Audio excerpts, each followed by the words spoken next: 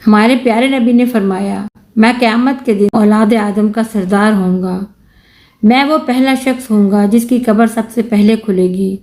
میں شفاعت کرنے والا ہوں گا اور سب سے پہلا ہوں گا جس کی شفاعت قبول ہوگی۔ رسول اللہ نے فرمایا، مسلمانوں کے بچے جنت میں ایک پہاڑ پر ہیں جہاں ان کی کفالت حضرت ابراہیم علیہ السلام اور ان کی بیوی حضرت سارہ علیہ السلام کرتے ہیں۔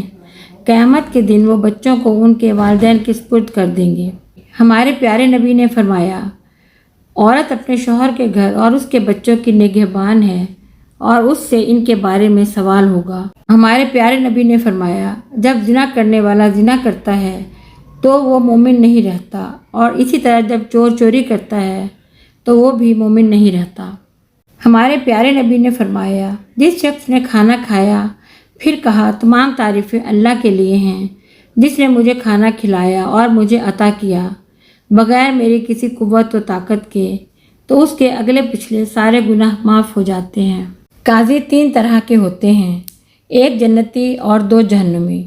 جنتی تو وہ ایسا شخص ہوگا جس نے حق کو جانا اور اسی کے موافق فیصلہ کیا، اور وہ شخص جس نے حق کو جانا اور اپنے فیصلے میں ظلم کیا تو وہ جہنمی ہے، اور وہ شخص جس نے نادانی سے لوگوں کا فیصلہ کیا وہ بھی جہنمی ہے۔ رسول اللہ نے فرمایا، جس مسلمان نے کوئی پودا لگایا تو اس درخت سے جو کھایا گیا وہ اس کے لیے صدقہ ہے، جو اس سے چوری کیا گیا وہ بھی اس کے لیے صدقہ ہے، اور جو درندوں نے کھایا وہ بھی اس کے لیے صدقہ ہے۔ ہمارے پیارے نبی نے فرمایا، جو شخص پابندی سے استغفار کرتا رہتا ہے تو اللہ تعالیٰ اس کے لیے ہر طرح کی تنگی سے نکلنے کا راستہ بنا دیتے ہیں۔ حدیث نبوی۔ حضرت عائشہ سے روایت ہے کہ انصار کی ایک لڑکی نے شادی کی جس کے بعد وہ بیمار ہو گئی اور اس کے سر کے بال جھڑ گئے۔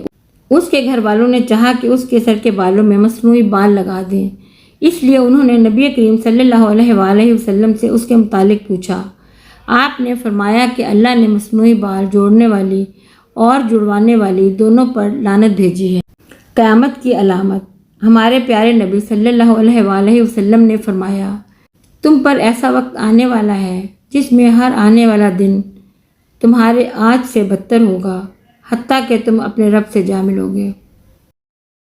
ہمارے پیارے نبی صلی اللہ علیہ وآلہ وسلم نے فرمایا، تنہا رہنے والے سبقت لے گئے۔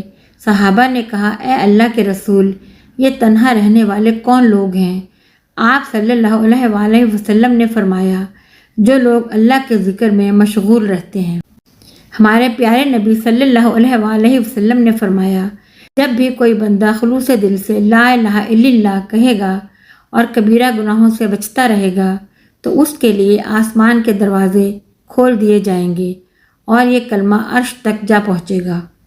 رسول اللہ نے فرمایا، جب اللہ تعالیٰ کسی بندے کی روح کسی علاقے میں قبض کرنا چاہے تو اس علاقے میں اس کے لیے کوئی ضرورت یعنی حاجت پیدا کر دیتا ہے۔ پیارے نبی صلی اللہ علیہ وآلہ وسلم نے فرمایا، کیا میں تمہیں جنتیوں کے بارے میں نہ بتا دوں؟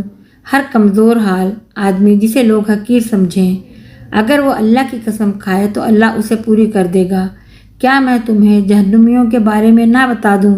ہر سرکش، بخیل اور متکبر۔ ہمارے پیارے نبی صلی اللہ علیہ وآلہ وسلم نے فرمایا، اللہ کی قسم، آخرت کے مقابلے میں دنیا کی حیثیت اس سے زیادہ نہیں جس طرح تم میں سے کوئی شخص اپنی ایک انگلی سمندر میں ڈالے اور پھر دیکھے وہ انگلی اس میں سے کتنا پانی نکال کر لاتی ہے۔